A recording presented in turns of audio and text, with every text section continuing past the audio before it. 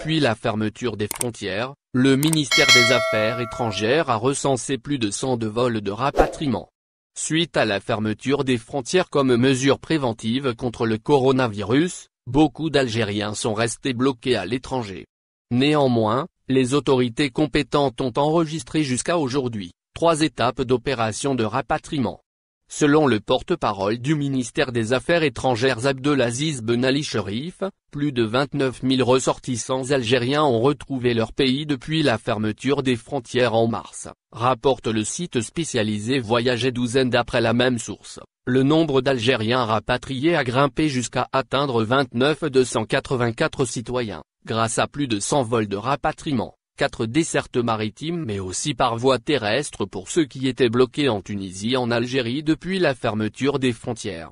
De plus, dans la 3e étape de rapatriement qui a débuté le 4 août 2020, 5 738 ressortissants algériens ont regagné l'Algérie à travers 23 vols spéciaux. Par ailleurs, le représentant du ministère des Affaires étrangères a également déclaré que des vols supplémentaires étaient actuellement en cours de programmation. Toutefois, les opérations de rapatriement sont sur le point de toucher à leur fin, a-t-il précisé. Air Algérie prépare la reprise de ses vols et va mettre 32 de ses avions type Boeing en maintenance. En effet, la compagnie aérienne nationale Air Algérie va bientôt soumettre pas moins de 32 de ses avions type Boeing en révision. La division maintenance des aéronefs située à l'aéroport international de Ouarib ou Médienne va elle-même contrôler les avions et les soumettre à une révision approfondie après une longue immobilisation, ce qui laisse croire qu'une éventuelle reprise des voies aériennes est d'actualité. Par ailleurs, selon les déclarations du porte-parole de la compagnie nationale, Amin Andalousi, il s'agit d'un simple contrôle de routine, qui se fait tous les 5 ans par Air Algérie.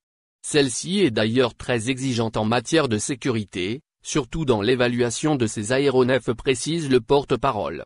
Rappelons par ailleurs, que la reprise des vols ne dépend que de la réouverture des frontières, qui sont à leur tour liées à l'amélioration de la situation sanitaire en Algérie qui ne figure toujours pas dans la liste verte. Au final, n'oubliez pas de vous abonner à la chaîne et appuyer sur la cloche pour recevoir toutes les nouvelles.